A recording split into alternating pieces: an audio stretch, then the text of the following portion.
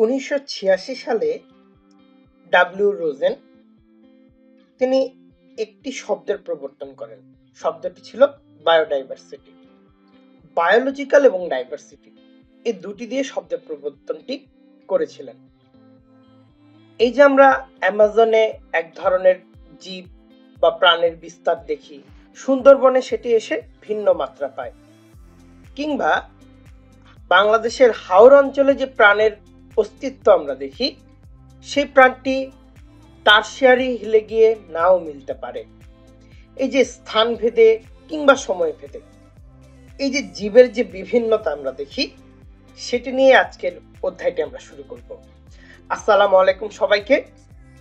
10 minute স্কুলের পক্ষ থেকে সকলকে শুভেচ্ছা জানাচ্ছি আমি সিমেন্স। আমরা এইচএসসি জিওগ্রাফি ফার্স্ট পেপার নিয়ে আলোচনা করছিলাম।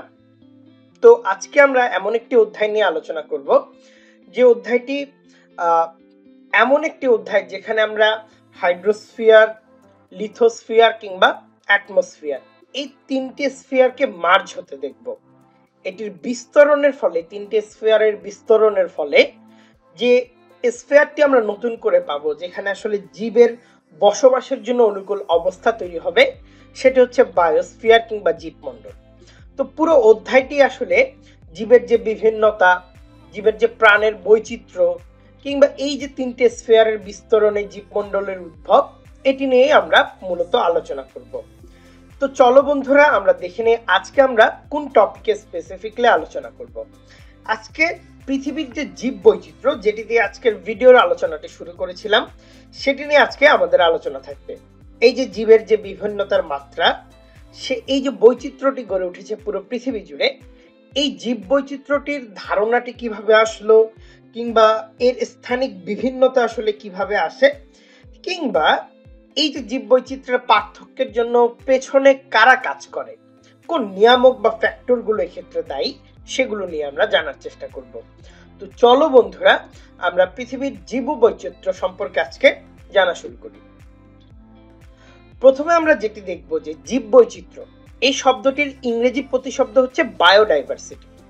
তো বায়োডাইভার্সিটি এটি অ্যাকচুয়ালি, যেটি শুরুতেই বলেছিলাম যে বায়োলজিক্যাল এবং ডাইভার্সিটি, এই দুটির সমন্বয়ে আসলে গঠিত হয়েছে। তো বিভিন্ন বাস্তু সংস্থানে কিন্তু আমরা সেখানে যে জীবকে অবস্থান করতে দেখব, তাদের একটি বিভিন্নতা আমরা কার্যরত অবস্থায় দেখতে পারবো। তো সেটি মূলত বায়োডাইভার্সিটির আসলে বিস্তরণটি ঘটায় কিংবা উদ্ভবটি তৈরি করে। তো ডাব্লিউ রোজেন, যার নামটি আমি আজকে শুরুতে নিয়েছিলাম, 1986 সালে তিনি সর্বপ্রথম এই শব্দটির প্রবর্তন করেন। অর্থাৎ বায়োলজিক্যাল ও ডাইভার্সিটি এই দুটিকে এক করে বায়োডাইভার্সিটি শব্দটির প্রবর্তন করা হয়। তো কোনো একটি এলাকায় যদি আমরা দেখি, তাহলে দেখতে পারবো কোনো একটি এলাকা কিংবা বায়োমে অথবা গ্রহে। দেখো, এখানে আমরা একদম লোকাল স্কেল থেকে একদম গ্লোবাল স্কেলে চিন্তা করছি। লোকাল স্কেল কিভাবে, এলাকার কথাটি যখন আনছি, সেটিকে আমরা লোকাল পার্সপেক্টিভ থেকে লোকাল স্কেলে চিন্তা করছি। এক্ষেত্রে আমরা যখন বায়োমের ব্যাপারটি আনছি, সেটিকে আমরা হয়তো একটি রিজনাল পার্সপেক্টিভে চিন্তা করছি। যখন আমরা গ্রহের ব্যাপারটি আনছি, তখন আমরা গ্রেটার পার্সপেক্টিভ কিংবা গ্লোবাল পার্সপেক্টিভে চিন্তা করছি। তো এই যে স্পেশাল যে ডিস্ট্রিবিউশন, অর্থাৎ স্থানিক বিভিন্নতা আমরা দেখলাম, এই বিভিন্ন স্কেলে বসবাসকারী জেনেটিক কিংবা প্রজাতিগত কিংবা পরিবেশিক এই যে দিক থেকে জীবের যে বিভিন্নতা, এক এক জায়গায় এক এক ধরনের জীবের যে ডাইভার্সিটি আমরা দেখি, যে বিভিন্নতাটি আমাদের চোখে পড়ে, সেটিকে মূলত বায়োডাইভার্সিটি কিংবা জীব বৈচিত্র্য হিসেবে তুলনা করা হয়। তো পৃথিবীর জীব বৈচিত্র্য বলতে গেলে এখানে বসবাসকারী যে সকল জীব রয়েছে, তাদের যে বিভিন্নতা রয়েছে, তাদের মধ্যে যে বৈচিত্র্য রয়েছে, সেই বিভিন্নতা কিংবা সেই ডাইভার্সিটিকে আমরা বোঝাতে দেখি। তবে ধারণা করা হয়ে থাকে পৃথিবীতে বর্তমানে বিভিন্ন প্রজাতির প্রায় 1.5 মিলিয়ন প্রজাতি পৃথিবীতে অবস্থানরত রয়েছে। যত এটি নিয়ে আমরা অনেক বিতর্ক দেখি, এক্সাক্ট সংখ্যাটা এক এক বই এক এক রকম থাকতে পারে, তবে এটি অন্তত আমাদের জানান দিচ্ছে যে পৃথিবীতে চিহ্নিত জীবসমূহের যে ডাইভার্সিটির যে বিভিন্নতা, এর যে রকম ফের, সেটি কিন্তু বিশাল, যেটি 1.5 মিলিয়নের কাছাকাছি। তো ইতোমধ্যে আমরা অনেক জীব সমূহকে ধ্বংস হতে দেখেছি, আবার কিছু জীব বিবর্তনের মাধ্যমে পুনরায় ফিরে আসে কিংবা এখনো টিকে থাকে। তো এই যে জীবের বিভিন্নতা, এই যে পৃথিবীর স্থানিক বিশেষে অর্থাৎ আমরা এলাকা কিংবা বায়োম কিংবা গ্রহর সাপেক্ষে যখন চিন্তা করছি, এটি জীবের বিস্তারটি কিন্তু সকল জায়গায় সমানভাবে নয়। অর্থাৎ জীব বৈচিত্র্যের আমরা একটি স্পেশাল ডিস্ট্রিবিউশন কিংবা স্থানিক বিন্যাস দেখতে পারবো। তো জীব বৈচিত্র্যের স্থানিক যে বিভিন্নতাটি আমরা লক্ষ্য করব যে অধিক শীত ও উষ্ণতাপূর্ণ এলাকায় আমরা জীব বসবাসের ক্ষেত্রে উপযোগী হিসেবে মানে বেশি দেখতে পারি। কিভাবে সেটি? ধরো আমি যদি একটি বক্স আঁকি, এইখানে আমি ধরলাম হচ্ছে 0 ডিগ্রি সেলসিয়াস তাপমাত্রা, এখানে 1 ডিগ্রি সেলসিয়াস, এখানে 2 ডিগ্রি সেলসিয়াস এবং এখানে ধরে নিলাম আমি 30 ডিগ্রি সেলসিয়াস। এবং এখানে আমি ধরে নিলাম যে বৃষ্টিপাতের পরিমাণ ধরে নিলাম এখানে হয়তো 25 ইঞ্চি বছরে বা 25 সেন্টিমিটারে যদি ধরি, এখানে 50, আস্তে আস্তে এখানে 200 সেন্টিমিটার আমরা ধরলাম।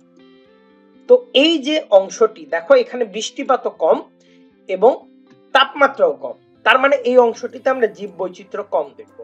তেমন ভাবে এই অঞ্চলেও আমরা জীব বৈচিত্র্যটি কম দেখব।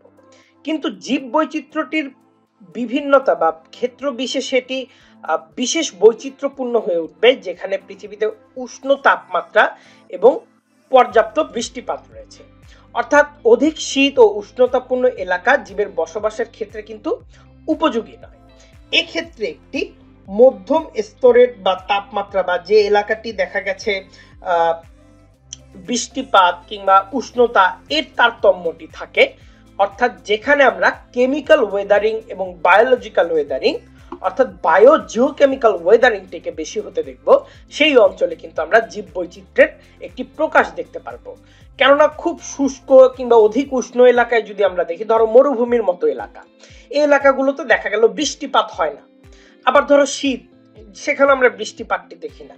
কিন্তু মেকানিক্যাল ওয়েদারিং কিন্তু শীত প্রধান অঞ্চলগুলোতে বেশি হয়। কিন্তু যখনই তুমি কেমিক্যাল ওয়েদারিং এর কথা চিন্তা করবে, তোমাকে সেখানে পানির যে অবদান, পানির যে কার্যক্রম, সেটিকে কিন্তু উপস্থিত থাকা বাঞ্ছনীয়। তাই যেখানে আমরা উষ্ণতা একই সাথে বৃষ্টিপাত এবং জীবের বসবাস উপযোগী একটি এলাকা পাবো, সেখানে কিন্তু এই বৈচিত্র্যটিও আমরা বেশি দেখতে পাবো।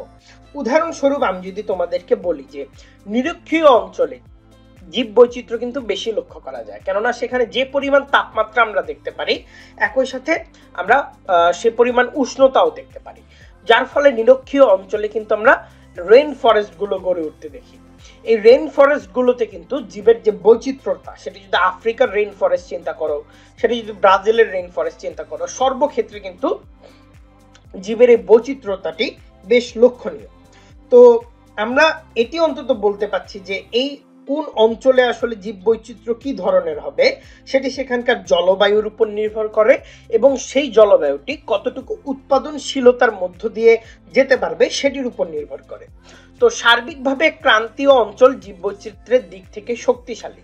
আবার সামুদ্রিক জীব বৈচিত্র্য বেশি দেখা যায় প্রশান্ত মহাসাগরের পশ্চিম উপকূলে। এই যে আমি শক্তিশালী জীব বৈচিত্র্য টার্মটি ইউজ করলাম, তাহলে নিরক্ষীয় অঞ্চলের জীব বৈচিত্র্য কি শক্তিশালী না? শক্তিশালী হওয়ার ক্ষেত্রে কোন কোন ফ্যাক্টর গুলো কাজ করে সেগুলো কিন্তু আমাদের জানতে হবে। তো নিরক্ষীয় অঞ্চলে হয়তো আমরা জীব বৈচিত্র্য বেশি লক্ষ্য করতে পারছি, কিন্তু বলা হচ্ছে ট্রপিক্যাল রিজিয়ন গুলোতে, ক্রান্তীয় অঞ্চলগুলোতে আমরা দেখতে পারি যে মানে দুঃখিত বন্ধুরা, নিরক্ষীয় অঞ্চলের যে ক্রান্তীয় অঞ্চলে আমরা দেখতে পারি যে জীব বৈচিত্র্যের যে ব্যাপারটি সেটি অধিক বেশি শক্তিশালী। ওখানকার কাঠামোটি, জীব বৈচিত্র্যের যে স্থানিক কাঠামো গড়ে ওঠে, সেটি বেশি শক্তিশালী হয়ে গড়ে ওঠে। এটি কিভাবে বেশি শক্তিশালী হয়ে গড়ে ওঠে, এর জন্য আমাদের 4টি বিষয়ের উপর মনোযোগ দিতে হবে। 4টি বিষয় কি কি সেটি যদি দেখে নেই, এই 4 বিষয় যেটিকে আসলে জীব বৈচিত্র্যকে 4 ভাগে ভাগ করা যায় আমরা বলছি। প্রথমটি হচ্ছে প্রজাতিগত জীব বৈচিত্র্য কিংবা স্পেসিস ডাইভার্সিটি, যেটি কিনা একটি ইম্পর্টেন্ট ফ্যাক্টর জীব বৈচিত্র্যের স্থানিক বিভিন্নতার কারণে। দ্বিতীয়টি হচ্ছে জিনগত বৈচিত্র্য কিংবা জেনেটিক ডাইভার্সিটি। এরপর তৃতীয় যে কারণটি আমরা দেখতে পারবো সেটি হচ্ছে বাস্তু সংস্থান জীব বৈচিত্র্য অর্থাৎ ইকোসিস্টেম ডাইভার্সিটি। এরপর আমরা কার্যকরী জীববৈচিত্র্য দেখব, যেটিকে ফাংশনাল ডাইভার্সিটি হিসেবে উল্লেখ করা হচ্ছে। তো এই যে প্রজাতিগত, জিনগত, বাস্তুসংস্থান এবং কার্যকরী, এই 4 প্রকার ডাইভার্সিটি নিয়ে আমরা আলোচনা করলে বুঝতে পারবো যে কোন অঞ্চলের জীববৈচিত্র্যটি আসলে বেশ শক্তিশালী হতে পারে, কোথাকার জীববৈচিত্র্যটি আসলে হুমকির সম্মুখীনে পড়তে পারে। তো আমরা যদি প্রথমটি নিয়ে আমাদের আলোচনাটি শুরু করি। প্রথমটি কি বলেছিলাম? প্রজাতিগত জীববৈচিত্র্য। ধরো কোনো একটি বাস্তুসংস্থানে একটি প্রজাতি যদি প্রাধান্য বিস্তার লাভ করে, সেখানে কিন্তু জীববৈচিত্র্য বেশ কম হবে।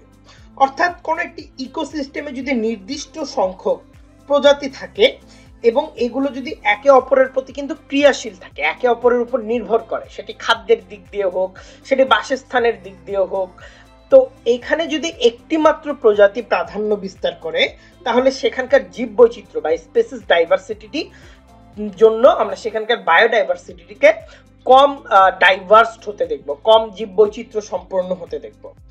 তো কোনো এলাকার বাস্তুসংস্থানে যদি একটি নির্দিষ্ট প্রজাতি যদি প্রাধান্য না পেয়ে অবশিষ্ট প্রজাতিগুলোর সমান প্রাধান্য বিস্তার করে এবং একটি ব্যালেন্স তৈরি করে, তাহলে সেখানে একটি সবচেয়ে বেশি জীববৈচিত্র্য সম্পন্ন বাস্তুসংস্থান আমরা দেখতে পারবো। কেননা অধিক প্রজাতিগত বাস্তুসংস্থান পরিবেশ ঝুঁকি থেকে নিজেকে রক্ষা করতে পারে। কেননা একটি প্রজাতি যদি সেখানে প্রাধান্য বিস্তার লাভ করে, কোনো কারণে, কোনো একটি রোগের কারণে হোক, কোনো একটি খাদ্যাভাবের কারণে হোক, সেই প্রাণীটি যদি আস্তে আস্তে বিলুপ্তির পথে চলে যায়, তখন কিন্তু সেই পুরো এলাকায়, সেটি আমরা গ্লোবালি চিন্তা করি, সেটি আমরা রিজিওনালি চিন্তা করি, সেটি আমরা লোকালি চিন্তা করি, যে কোনো স্পেশাল স্কেল থেকে চিন্তা করলে আমরা দেখব সেই এলাকাটি কিন্তু একটি প্রজাতির উপর নির্ভর থাকায় সেটি যদি বিলুপ্তির দিকে যায়, পরবর্তীতে সেই প্রজাতিটিকে আমরা সাস্টেইন করতে দেখতে পারি না এবং সেই অঞ্চলের জীববৈচিত্র্যের মধ্যে আমরা ডাইভার্সিটি আসলে বা সেখানকার মধ্যে আমরা যে বায়োডাইভার্সিটি আসলে কম দেখতে পারি। এর চেয়ে যদি কোনো একটি নির্দিষ্ট প্রজাতির প্রাধান্য না থেকে অবশিষ্টগুলোর প্রাধান্য থাকে এবং এগুলো একটি ব্যালেন্স সিচুয়েশনে থাকে, তাহলে সেখানে বেশি জীববৈচিত্র্য সম্পন্ন হবে সেই এলাকাটি, এটি বলাই বাহুল্য। এরপর দ্বিতীয় যে বিষয়টি নিয়ে আমরা কথা বলবো, দ্বিতীয় বিষয়টি কি ছিল? এরপর আমরা দেখতে পারি জিনগত জীববৈচিত্র্য বা জেনেটিক ডাইভার্সিটি। এটি আসলে কি ধরনের ব্যাখ্যা দিচ্ছে?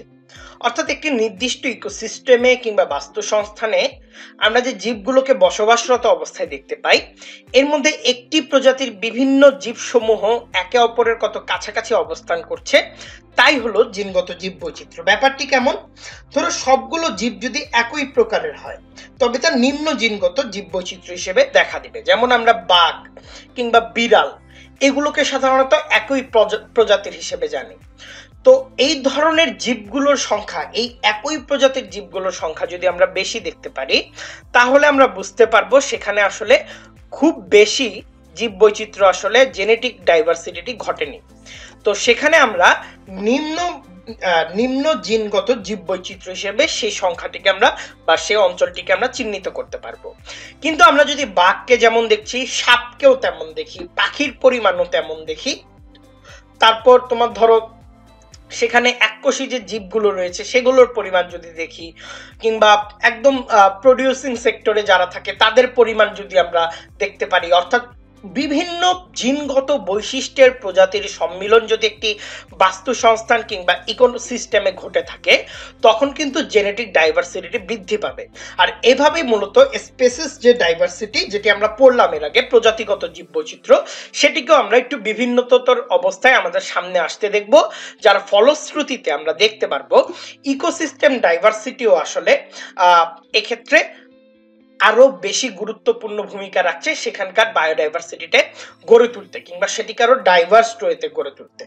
তাই যেখানে আমরা দেখতে পারবো জীববৈচিত্র্য কম জনসংখ্যা উৎপাদনের কারণে দেখা গেছে একই যদি মানে জিনগত বৈশিষ্ট্য হয়ে থাকে, দেখা গেছে কোনো একটি রোগের ঝুঁকি আসলো, সেখানে তারা ঝুঁকির মুখে পড়তে পারে।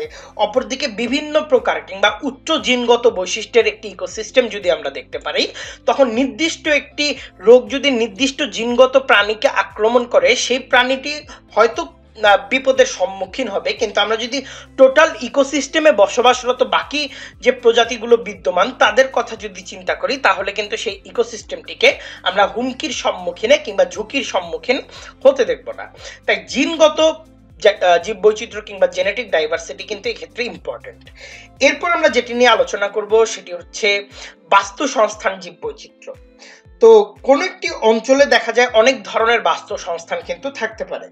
যেমন আমরা দেখতে পারি পৃথিবীর কোথাও, যদি পৃথিবীকে আমরা ইকোসিস্টেম হিসেবে চিন্তা করি, কোথাও আমরা রেইন ফরেস্ট দেখতে পারবো, কোথাও আমরা ধুধু মরু প্রান্তর দেখতে পারবো, কোথাও আমরা জলাবদ্ধ ভূমি কিংবা ফসলি জমি দেখতে পারবো, কোথাও আবার মেরিন ইকোসিস্টেম দেখতে পারবো।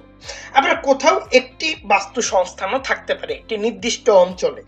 তো সমুদ্র হোক কিংবা মরু এলাকা হোক, এই সকল বাস্তুতন্ত্র কিংবা পার্বত্য হোক কিংবা তৃণভূমি হোক কিংবা রেইন ফরেস্ট হোক, যে কোনো জায়গায় আমরা দেখতে পারবো বাস্তুতন্ত্রের মধ্যে কিন্তু এক ধরনের বৈচিত্র্যতা কাজ করছে। তো কোনো বৈচিত্র্যপূর্ণ জীব বৈচিত্র্যে যখন আমরা দেখতে পারবো প্রচুর সম্পদের সমাবেশ ঘটছে, এর ফলে সেখানে জীবসমূহ সহজে বেঁচে যেতে পারে। এবং সাধারণত যে শুষ্ক অঞ্চলগুলো, যেখানে আমরা বায়োজিওকেমিক্যাল ওয়েদারিংটিকে কতটা খুব একটা প্রকট রূপে থাকতে দেখি না, সেই অঞ্চলগুলোতে কিন্তু আমরা দেখতে পারি যে এই ধরনের বৈচিত্র্যের মাত্রাটি কম হয়ে থাকে।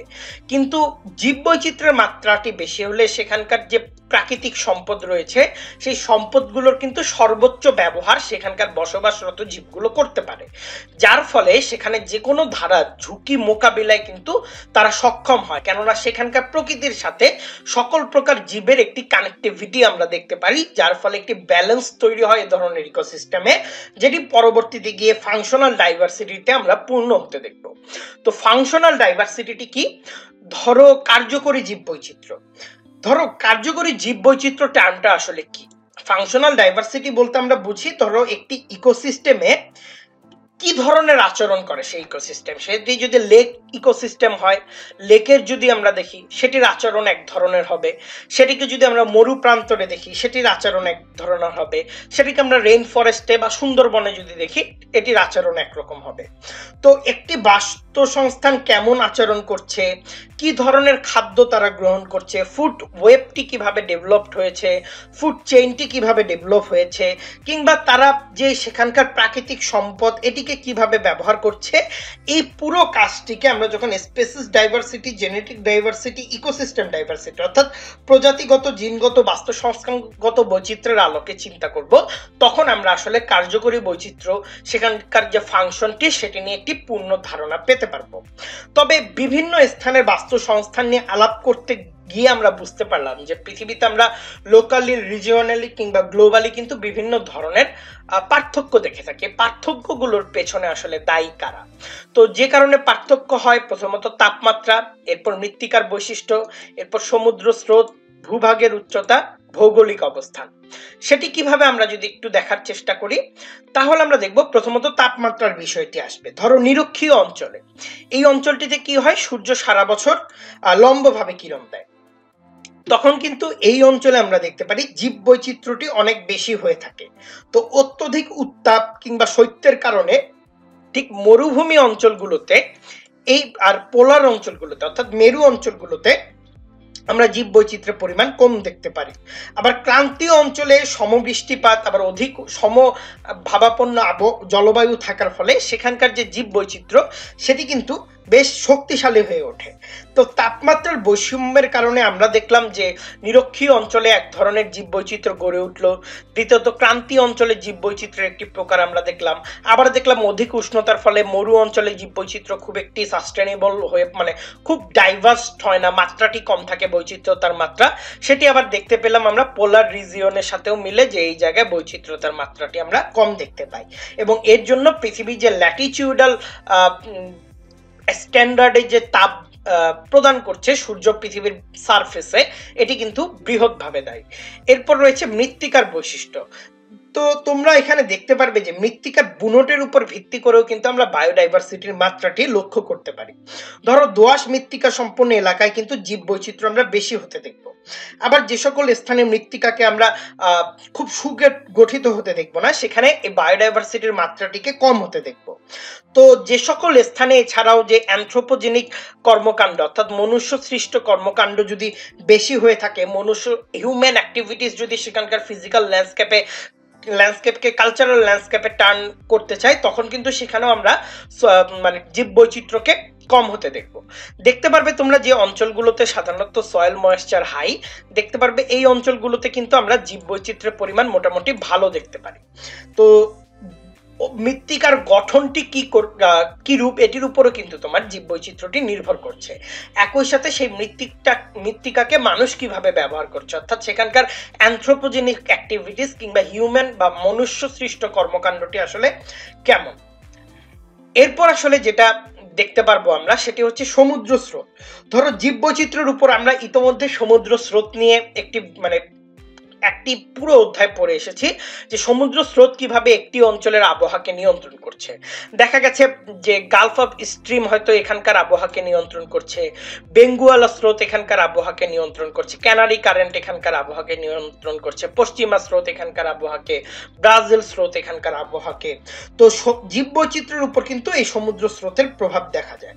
তো উষ্ণ সমুদ্র স্রোত যে অঞ্চলগুলোতে প্রবাহিত হয় আমরা দেখেছি ইতোমধ্যে, ধরো Brazilian current, Madagascar, Mozambique current, Somali current, মৌসুমি কারেন্ট, এই ধরনের জীব বৈচিত্র্যগুলোকে কিন্তু, কিংবা উপসাগরীয় যে স্রোত, এই ধরনের সমুদ্র স্রোতগুলো আসলে যে অঞ্চল দিয়ে যেয়ে থাকে সেই অঞ্চলগুলো কিন্তু জীব বৈচিত্র্যে মানে খুবই ডাইভার্সড হয়ে থাকে, মাত্রাটি অনেক বেশি হয়ে থাকে জীব বৈচিত্র্যতার মাত্রা। তো এরপর আমরা আরেকটি জিনিস দেখতে পাই, ভূভাগের উচ্চতা। যেমন তোমরা দেখছো এই অঞ্চলগুলোতে সাধারণত আমরা ভঙ্গিল পর্বতমালার অবস্থানগুলো দেখতে পারি। তো এই অঞ্চলগুলোতে আমরা মনে করো পৃথিবীতে সাধারণত 0 থেকে 30 ডিগ্রির মধ্যে জীব বৈচিত্র্য কিন্তু বেশি লক্ষ্য করতে পারি আমরা। কিন্তু এইখানে একটি ব্যাপার আছে, সেই 0 থেকে 30 ডিগ্রির মধ্যে আসলে জীব বৈচিত্র্যের যে বিস্তরণ এটির প্রভাবটি আসলে কেমন, অর্থাৎ অধিক যে উচ্চ স্থান যেখানে আসলে শীতলতা থাকে সেখানে আমরা জীব বৈচিত্র্য এটির কারণে কম দেখি। দ্বিতীয়ত সেখানে খাদ্য সংকট, সেখানে যাতায়াত সমস্যা, জীবের যাতায়াত যে সমস্যা সেটির জন্য কিন্তু আমরা সেই জীব বৈচিত্র্যটিকে কম হতে দেখি। কিন্তু বেশিরভাগই কিন্তু আমরা দেখব যে একটি পাহাড়ের সমতলে কিংবা পাদদেশে আমরা জীব বৈচিত্র্যের মাত্রাটি সবচেয়ে বেশি লক্ষ্য করতে পারবো। এরপর আমরা যেটি নিয়ে আলোচনা করব সেটা হচ্ছে ভৌগোলিক অবস্থান, অর্থাৎ এই যে 0 থেকে 30 ডিগ্রির মধ্যে আমরা মূলত জীব বৈচিত্র্যগুলোকে বেশি দেখে থাকি, এবং মেরুর কাছাকাছি এই অঞ্চলগুলোতে কিন্তু জীব বৈচিত্র্য সবচেয়ে কম হয়ে থাকে। আর যে অঞ্চলগুলোতে সাধারণত আমরা পানি অর্থাৎ বৃষ্টিপাত এবং উষ্ণতার একটা সম্মিলন ঘটতে দেখব, যেখানে অ্যাকচুয়ালি বায়োজিওকেমিক্যাল ওয়েদারিংটা হওয়া পসিবল, মূলত সেখানেই সেই ভৌগোলিক বিস্তরণেই জীব বৈচিত্র্য বেশি হয়ে থাকবে। তো এখন যদি আমরা জীববৈচিত্র্যের গুরুত্ব নিয়ে আলোচনা করি, প্রথমত এটি বাস্তুতন্ত্রের ভারসাম্যটি রক্ষা করে চলে। অর্থাৎ বাস্তুতন্ত্রের আমরা জেনেছি যে প্রতিটি উপাদান কিন্তু একে অপরের সাথে নির্ভরশীল। যখন আমরা ইকোসিস্টেমকে আরো ভালো মতো ব্যাখ্যা করতে শিখবো তখন এই বিষয়টা আরো বেশি কানেক্ট করতে পারবো। তো এখানে একটি প্রজাতি যদি বিলুপ্ত হয়ে যায় বা ক্ষতিগ্রস্ত হয়, তখন দেখা গেছে বাঘ হয়তো হরিণের উপর নির্ভরশীল, যদি আমরা সেই অঞ্চলে যে ঘাসের পরিমাণ বা ছোট ছোট পাতা তৃণলতার পরিমাণ কম দেখি, হরিণ খাদ্য সংকটে মারা যেতে পারে, তখন কিন্তু এর প্রভাবটি আবার বাঘের উপর পড়বে। তো এই সকল কারণে মূলত আমরা দেখি যে একটি প্রজাতি কিন্তু আরেকটি প্রজাতির উপর নির্ভরশীল হয়ে পড়ে। তো একটি প্রজাতি যদি হুমকির সম্মুখীন হয়, এই চেইনের আন্ডারে আরেকটি প্রজাতিকে আমরা হুমকির সম্মুখীন হতে দেখি। হয়তো এখানকার প্রজাতিটি এই প্রজাতির সাথে যুক্ত, এটি এখানকার সাথে যুক্ত, এটি এখানকার সাথে, এটি এখানকার সাথে, অর্থাৎ পুরো সিস্টেমটিকে আমরা কিন্তু হ্যাম্পার্ড হতে দেখি। তো বিশেষ করে যে খাদ্য শৃঙ্খল যেটি রয়েছে, খাদ্য শিকল, এটি সম্পূর্ণ করতে কিন্তু জীব বৈচিত্র্যের দরকার হয়। কেননা যখন আমরা বিভিন্ন জায়গার ইকোসিস্টেম নিয়ে আলোচনা করব তখন আসলে বুঝতে পারবে কিভাবে একটি জীব আসলে অপর জীবের উপর খাদ্যের বেসিসে একটি আরেকটির উপর নির্ভরশীল। তাই বলা যায় বাস্তুতন্ত্রের ভারসাম্য রক্ষায় কিন্তু জীববৈচিত্র্যের গুরুত্বপূর্ণ অবদান রয়েছে। এরপর আমরা যেটি দেখতে পারি যে কৃষি ক্ষেত্রের বৈচিত্র্য, অর্থাৎ প্রাচীনকাল থেকে শুরু করে বর্তমান সময়ে কিন্তু মানুষ তার খাদ্যের জন্যই জীববৈচিত্র্যের উপর নির্ভর করে আসছে। জীববৈচিত্র্য বলতে কিন্তু শুধুমাত্র জীব এবং মানে শুধু প্রাণীর কথা ভেবো না, এটা কিন্তু প্রাণী এবং উদ্ভিদ উভয়ের বিস্তরণ নিয়ে আলোচনা করে। তো বর্তমানে চাষকৃত বিভিন্ন শস্যের বিভিন্ন প্রকার বন্য জাতের যে উদ্ভিদ জিনগত উন্নতিরই কিন্তু ফল। তো বিভিন্ন বন্য উদ্ভিদের জিন ব্যবহারের মাধ্যমে আমরা ফলনকে বৃদ্ধি পেতে দেখেছি। কখনো আমরা লবণাক্ত সহিষ্ণু ধানের আমরা উদ্ভব ঘটতে দেখেছি। তারপর এছাড়াও বিভিন্নভাবে ট্রান্সফর্ম করে আমরা দেখেছি যে এক এক জায়গায় কিন্তু এক এক রকম ডেভেলপমেন্টের মাধ্যমে যে খাদ্যশস্যের উন্নতি সেটিকে কিন্তু আমরা বাড়তে দেখেছি। তো জীববৈচিত্র্য কিন্তু মানব জাতির খাদ্যের যোগানে কিন্তু এই অবদানটি রেখেছে। এছাড়াও আমরা স্থানভেদে বিভিন্ন জায়গায় দেখা গেছে শুষ্কাঞ্চলের মানুষ হয়তো গমের উপর নির্ভরশীল, কেননা তারা রুটি এগুলো খেতে হয়তো পছন্দ করে, তাদের সেখানকার বৈচিত্র্যটি সেভাবেই গড়ে উঠেছে। আমাদের এখানকার মানুষজন আবার ভাত, অর্থাৎ এই যে রোগ প্রতিরোধ থেকে শুরু করে আমাদের খাদ্য চাহিদা এগুলোর ক্ষেত্রেও কিন্তু এই জীববৈচিত্র্যের গুরুত্ব রয়েছে। তো রোগ প্রতিরোধের ব্যাপারটি যখন আসলো, মানব স্বাস্থ্য রক্ষায় যদি জীববৈচিত্র্যের ব্যাপারটি আমি বলি, ধরো মানব স্বাস্থ্য রক্ষায় কিন্তু জীববৈচিত্র্য বেশ গুরুত্বপূর্ণ ভূমিকা পালন করে এবং অধিকাংশ ওষুধের মূল উৎস কিন্তু এই জীববৈচিত্র্য। দেখা যায় মানুষকে অনেক ক্ষেত্রে প্রাথমিক চিকিৎসার জন্য কিন্তু বায়োডাইভার্সিটির উপর পুরোপুরি ডিপেন্ড করতে হয়। এই জীববৈচিত্র্য থেকে আমরা দেখেছি পৃথিবীর অনেক মহান বিজ্ঞানী পেনিসিলিন, কুইনাইনের মতো জীবন রক্ষাকারী বিভিন্ন ওষুধ এবং রোগের প্রতিষেধক কিন্তু তৈরি করেছে। তো আমেরিকার দ্য ন্যাশনাল ক্যান্সার ইনস্টিটিউট তাদের মতে ক্যান্সার নিরোধক ওষুধের প্রায় 70% আসে আফ্রিকা এবং ব্রাজিলের যে ট্রপিক্যাল রেইন ফরেস্ট গুলো রয়েছে সেখানকার যে উদ্ভিদগুলো রয়েছে সেই উদ্ভিদগুলো থেকে। তাই দেখা যাচ্ছে যে রোগ মুক্তিতে কিন্তু জীববৈচিত্র্যের একটি গুরুত্বপূর্ণ অবদান রয়েছে। এরপর যেটি নিয়ে আমরা আলোচনা করব জীববৈচিত্র্যের অর্থনৈতিক গুরুত্ব, অর্থাৎ একটি দেশ অর্থনৈতিকভাবে কতটুকু গুরুত্ব মানে কতটুকু শক্তিশালী হবে এটি কিন্তু তাদের জীববৈচিত্র্যের উপরও নির্ভর করে। দেখা গেছে জীববৈচিত্র্যের ফলেই বা উদ্ভিদ বৈচিত্র্যের কথা যদি বলি, আমরা কিন্তু বিভিন্ন প্রকার কাঁচামাল পেয়ে থাকি। কোথাও বস্ত্র, রং, মোম, কাগজ, রাবার প্রভৃতির জন্য আমরা শিল্পের কাঁচামাল কিন্তু এই উদ্ভিদ থেকে দেখে থাকি। ধরো বাঁশের জন্য বাঁশ, কাগজের জন্য বাঁশের ইউজ আমরা করে থাকি, কাপড়ের জন্য আমরা কার্পাস তুলা বয়ন করে থাকি ইত্যাদি। নানা দিকের কিংবা চিনি শিল্পের জন্য ইক্ষুর উপর আমরা নির্ভরশীল। এভাবে নানান দিক বিবেচনায় কিন্তু আমরা জীববৈচিত্র্যের অর্থনৈতিক গুরুত্বটিকে বুঝতে পারি। আবার যদি প্রাণী বৈচিত্র্যের কথা ধরো তুমি, চামড়া কিংবা পশমি যে বস্তুগুলো, চামড়ার জন্য আমরা বিভিন্ন গরু, ছাগল এগুলোর উপর নির্ভর করি। পশমি বস্তুগুলোর উপর আমরা পোলার রিজিয়নে যে পশুগুলো বেড়ে ওঠে তাদের উপর নির্ভর করতে হয়। আবার খাদ্যশস্যের দিক দিয়ে যদি দেখো, দুগ্ধজাত খাদ্যের জন্য আমরা দেখা যায় ছাগল, ভেড়া, গরু, উট তাদের উপর নির্ভর করি। মৎস্য শিল্প আমাদের অর্থনীতিতে বিশাল একটি জায়গা দখল করে আছে। ডিম উৎপাদনের জন্য আবার আমরা মুরগি, হাঁস মুরগির উপর নির্ভর করে থাকি। এভাবে জীববৈচিত্র্য কিন্তু নানা দিক দিয়ে আমাদের অর্থনৈতিক সাপোর্টটি দিচ্ছে। পরবর্তীতে যেটি রয়েছে সেটি হচ্ছে জীববৈচিত্র্যের নান্দনিক গুরুত্ব, অর্থাৎ জীববৈচিত্র্য কতটুকু নান্দনিকতা আমাদের সামনে তুলে ধরছে এবং কতটুকু পরিপাটি পরিবেশ মানুষের সামনে তুলে ধরছে। এই জীববৈচিত্র্যের সৌন্দর্যে এই যে বিভিন্ন গাছের বা উদ্ভিদের যে বৈচিত্র্যতা, প্রাণীর বৈচিত্র্যতা, এটি দেখেই হয়তো জীবনানন্দ দাশের মনে পড়ে আবার আসে ফিরে ধানসিঁড়ির তীরে, হয়তো মানুষ নয় হয়তো বা শালিকের বেশে।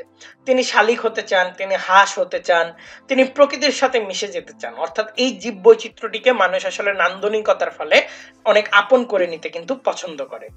এরপর আমরা যেটি নিয়ে আলোচনা করব সেটা হচ্ছে ইকো ট্যুরিজম। তো ইকো ট্যুরিজম অর্থাৎ বর্তমানে কিন্তু জীববৈচিত্র্য সম্পন্ন এলাকাটি ইকো ট্যুরিজম তথা প্রাকৃতিক পর্যটন শিল্পের জন্য নির্বাচন করা হয়। ধরো দূর দূরান্ত থেকে মানুষ বিভিন্ন অ্যামাজন রেইন ফরেস্ট বা আফ্রিকান রেইন ফরেস্ট গুলোতে ঘুরতে যায়। আমরা বেয়ার গ্রিলসকে দেখেছি, অনেক গহীন গহীন অরণ্যে তিনি গিয়েছেন। তো এইভাবে কিন্তু ভ্রমণ পিপাসু মানুষদের জন্য এই ইকো ট্যুরিজম কিন্তু বেশ জনপ্রিয় হয়ে উঠছে। বাংলাদেশের কথা যদি বলা যায়, বাংলাদেশ ও সুন্দরবনও কিন্তু ইকো ট্যুরিজমের জন্য একটি হট স্পট বলা যেতে পারে এবং আমাদেরও একটি ফিল্ড ওয়ার্ক হয়ে থাকে সুন্দরবনে। সেখানকার যে বায়োডাইভার্সিটি সেটি প্রাণীগত হোক কিংবা উদ্ভিদগত হোক, এ দুটিকে বিবেচনা করতে কিংবা এই দুটি সম্পর্কে আমাদের জ্ঞানের যে শাখা প্রশাখা রয়েছে সেটি দিয়ে আলোকপাত করতে। তো বন্ধুরা, এখন আমরা একটি কুইজ দেখে নিব যে কোন বিজ্ঞানী জীববৈচিত্র্য শব্দটি সর্বপ্রথম ব্যবহার করেন, কান্ট, রোজেন, সাইমন নাকি হ্যারিস। তো তোমরা উত্তরটি কমেন্ট সেকশনে জানিয়ে দাও। 3, 2, 1। উত্তরটি যদি আমরা দেখি, উত্তরটি হচ্ছে রোজেন সর্বপ্রথম এই জীববৈচিত্র্য শব্দটি ব্যবহার করে থাকেন। তো বন্ধুরা, আমরা জীববৈচিত্র্য বেসিক আইডিয়া গুলো নিয়ে জানলাম। পরের ভিডিওতে আমরা নতুন আরেকটি টপিক নিয়ে জানবো। সে পর্যন্ত কিন্তু সকলেই ভালো থেকো, 10 মিনিট স্কুলের সাথে থেকো এবং নেভার স্টপ লার্নিং। আমি আল রাব্বি সিমেন্স এখানে বিদায় নিচ্ছি। আসসালামু আলাইকুম।